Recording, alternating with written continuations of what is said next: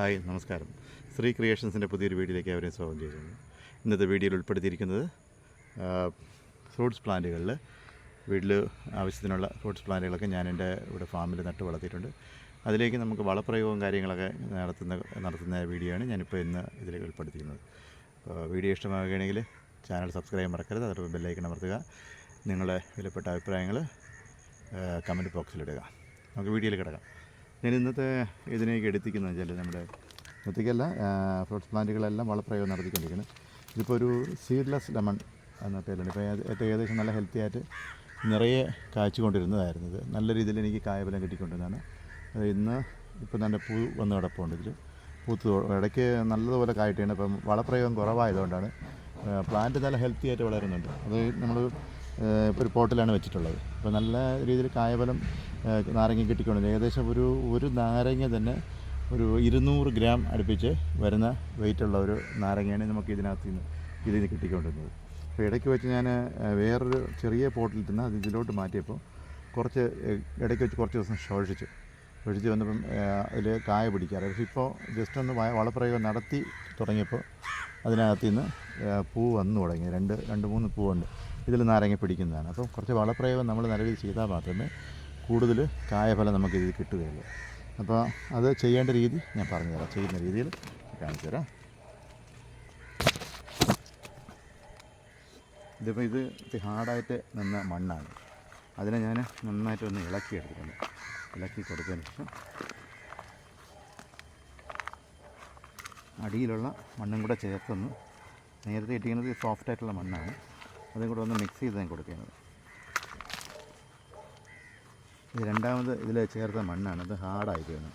അപ്പോൾ അതിനെ ഒന്ന് സോഫ്റ്റ് ആക്കാനുള്ള പരിപാടിയും കുറച്ച് വളപ്രയോഗം ചെയ്യുമ്പോൾ നമുക്കിത് നല്ല രീതിയിൽ ഒരു 3-4 മാസത്തിനകത്ത് നമുക്കിതിനകത്ത് നിന്ന് നല്ലപോലെ കായഫലം കിട്ടിത്തരും. ഇതിപ്പോൾ നമ്മൾ കൈകൊണ്ട് ചെയ്യുന്ന രീതിയാണ്. ഞാൻ കൈകൊണ്ട് തന്നെയാണ് എല്ലാം വളപ്രയോഗം നടത്തുന്നത്. കുറച്ചൊക്കെ ഹാർഡാണെങ്കിൽ കുറച്ച് ടേപ്പിൽ എന്തെങ്കിലും വെച്ച് ചെയ്ത് കൊടുക്കാം.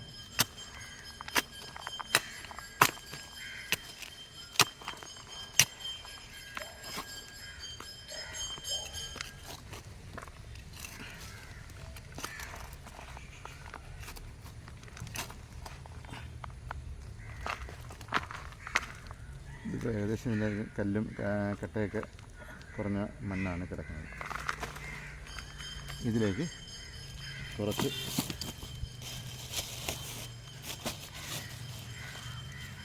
ഇതിപ്പോൾ ചേർക്കണം. ഇത് കുറച്ച് വേപ്പം പിണ്ണാക്കാണ്,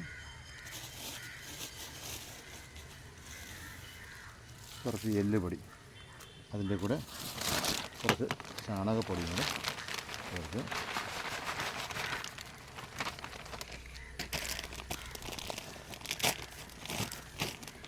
ഇതിപ്പോൾ ഞാൻ പുറത്തു നിന്ന് കൊണ്ടുവന്ന വേറെ ഫ്രണ്ടിൻ്റെ അടുത്ത് നിന്ന് കൊണ്ടുവന്നതാണ് ചാണകപ്പൊടി. നല്ല ക്വാളിറ്റിയാണ് ചാണകപ്പൊടി. ഇത് കണ്ടില്ലേ, ഇത് ഞാൻ പുറത്തു നിന്ന് വാങ്ങിക്കുന്നതാണ്. അവർ വെയിലത്തിട്ട് ഉണക്കുന്ന ചാണകമല്ല. പ്രത്യേകം ശ്രദ്ധിക്കേണ്ട ഒരു കാര്യം, ചാണകം നമ്മൾ വീട്ടിൽ ചാണകപ്പൊടി ഉണക്കിയെടുക്കുമ്പോൾ ഒരിക്കലും വെയിലത്തിട്ട് ഉണക്കാതിരിക്കാൻ നോക്കുക. നമുക്ക് എവിടെയെങ്കിലും ഷെയ്ഡുള്ള സ്ഥലത്ത്, ജസ്റ്റ് ഷെയ്ഡ് വരുന്ന സ്ഥലത്ത് ചാണകപ്പൊടി ഇടാവും. ചാണകപ്പൊടി ഇട്ട് നമ്മൾ ചിലർ പറയുന്നത് ഈ ചാണകപ്പൊടി ഇട്ടിട്ട് പോലും നമുക്ക് എന്താണ് ഹെൽത്തി ആയിട്ട് നമുക്കൊന്നും കിട്ടുന്നില്ല എന്ന് പറയുന്നത്. ഇത് നല്ല ഇതിൽ പൂവോ കായോ ഒന്നും വരുന്നില്ല എന്ന്. യഥാർത്ഥത്തിൽ അതിനകത്ത് ഒരേ ഒരു കുഴപ്പം, അതിനകത്തുള്ള ചെറിയ അണുക്കളൊക്കെ ഉണ്ട്. അതൊക്കെ നശിച്ച് പോകുന്ന കാരണം ചാണകപ്പൊടി വെയിലത്ത് ഉണക്കുന്നുണ്ടാണ്. നമ്മൾ മാക്സിമം പറ്റുമെങ്കിൽ നമ്മൾ അല്ലാതെ എന്തെങ്കിലും സൈഡിൽ എവിടെയെങ്കിലും ചെറിയ തണലുള്ള ഭാഗത്ത് ഉണക്കിയെടുക്കുക. അപ്പോൾ ഏറ്റവും നല്ല ചാണകപ്പൊടി നമുക്ക് കിട്ടും.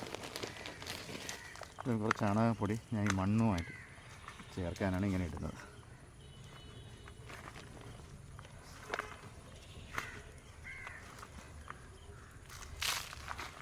മണ്ണ് നല്ല സോഫ്റ്റായിട്ട് വരും. എല്ലുപൊടിയും വേപ്പെണ്ണാക്കി സൈഡിലാണ് ഞാനിത് കൊടുക്കുന്നത്.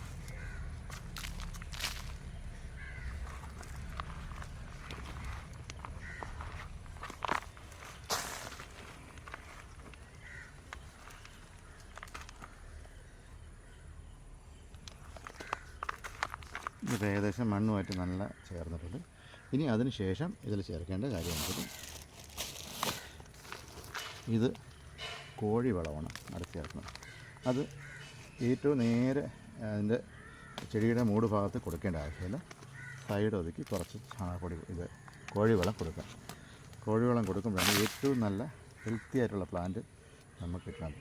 അത് ചേർക്കുമ്പോൾ ഒരു പ്രത്യേക കാര്യം ചേർക്കേണ്ടത്, നമ്മൾ ഈ കോഴിവളം ചെയ്യുമ്പോൾ പ്രത്യേകം എപ്പോഴും ശ്രദ്ധിക്കേണ്ടത്, ഒരു 15 ദിവസം കൂടുമ്പോൾ ഇതിന് കോഴിവളം കൊടുക്കുക.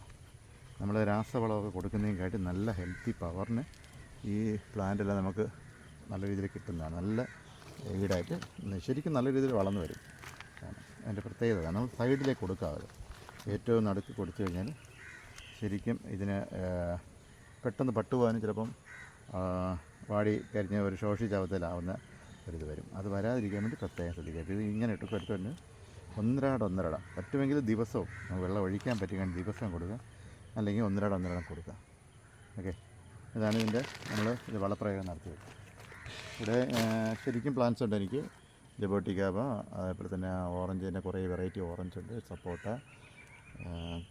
ശരിക്കും വെറൈറ്റി ആയിട്ട് ഓറഞ്ച്, നാരകം, അങ്ങനെയുള്ള ശരിക്കും പ്ലാന്റ്സ് എൻ്റെ ഇവിടെ ഫാമിലുണ്ട്.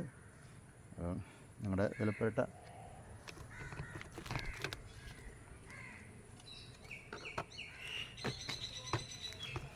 അപ്പം വീഡിയോ ഇഷ്ടമായെന്ന് കരുതുന്നു. നിങ്ങളുടെ വിലപ്പെട്ട അഭിപ്രായങ്ങൾ കമൻറ്റ് ബോക്സിലിടുക. അതേപോലെ നമ്മുടെ ചാനൽ സബ്സ്ക്രൈബ് ചെയ്യാൻ മറക്കരുത്. ഇനിയും പുതിയ വീഡിയോയുമായി ഞാൻ വരുന്നതായിരിക്കും. Okay, thank you very much.